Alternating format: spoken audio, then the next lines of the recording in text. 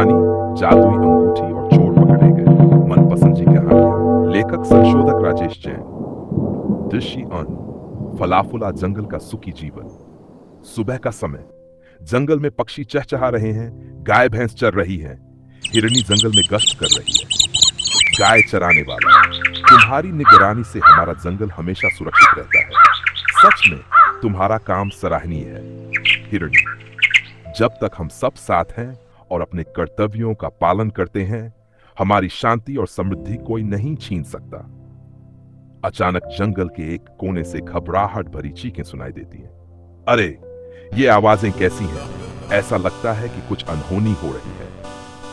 तुम यहीं रुको, मैं जाकर देखती हूँ। दृश्य 2, चोरी और अफरा तफरी। लक्कड़ बगा और उसके साथी जंगल में चोरी कर रहे हैं। लोग डर के मारे छिप गए हैं।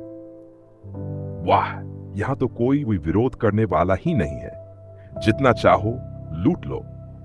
सच में इस जंगल में इतनी समृद्धि है कि हम महीनों तक आराम से खा सकते हैं। वे दूध के बर्तन, अनाज और सामान लूटने लगते हैं। हिरनी चोरी की आवाज सुनते हुए वहां पहुंचती है और चोरों को रंगे हाथ पकड़ लेती है। हिरनी, रुको, ये जंगल की मेहनत की कमाई है, इसे यूं लूटने नहीं दूंगी। लक्र, तू एक हिरनी और हम इतने सारे, हमें रोकने की कोशिश भी मत करना। हिरनी चुपचाप अपनी जादुई अंगूठी घुमाती है। अंगूठी से तेज रोशनी निकलती है और चोरों को जकड़ लेती है। साथी चोर, अरे ये क्या हो रहा है? हम हिल क्यों नहीं पा रहे हैं? यह कोई सामान्य हिरनी नहीं है, इसके पास कोई जादू है।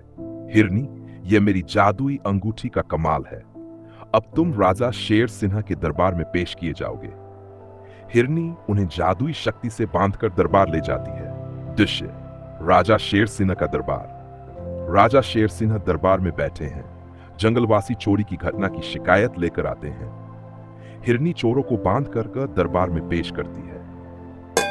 हिरनी, ये कौन है और तुम इन्हें यहां क्यों लाई हो?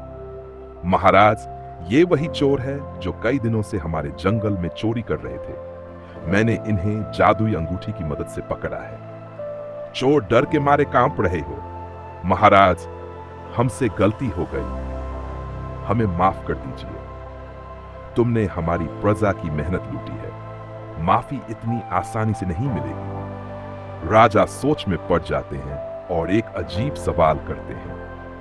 बताओ, तुम्हें किसने उकसाया? ये चोरी का विचार तुम्हारे मन में कैसे आया?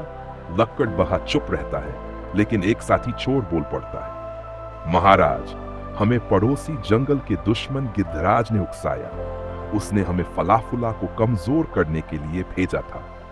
यह सुनकर दरबार में सन्नाटा छा जाता है। गिद्धराज, वह वर्षों से हमारी शांति भंग करने की कोशिश कर रहा है। अब यह सहन नहीं होगा। दृश्य 7, राजा शेर सिन्हा चोरों को सजा सुनाते हैं। तुम्हें 7 पेड़ लगाने होंगे और 1 साल तक जंगल वासियों की सेवा करनी होगी। इसके बाद भी तुम्हारी निगरानी की जाएगी। महाराज, हमें गिद्धराज की साजिश को भी नाकाम करना होगा।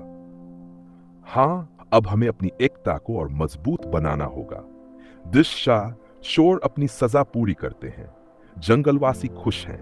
हिरनी और राजा गिद्धराज की साजिश को विफल करने की योजना बनाते हैं। हमारी एकता और सतर्कता ही हमारी सबसे बड़ी ताकत है। राजा शेर सिंह, याद रखें, बुराई चाहे जितनी भी चालाक हो, सत्य और न्याय से वह हारती ही है। जंगल में खुशहाली लौट आती है। शिक्षा 1, एकता में बल है। बुराई कितनी भी चालाक हो, सत्य और न्याय से हारती है। सजगता और साहस से हर समस्या का हल निकाला जा सकता है। दोस्तों, हमारे ऐसे नए नए वीडियो देखने के लिए आपको हमारे वीडियो को लाइक, कमेंट, शेयर और सब्सक्राइब करना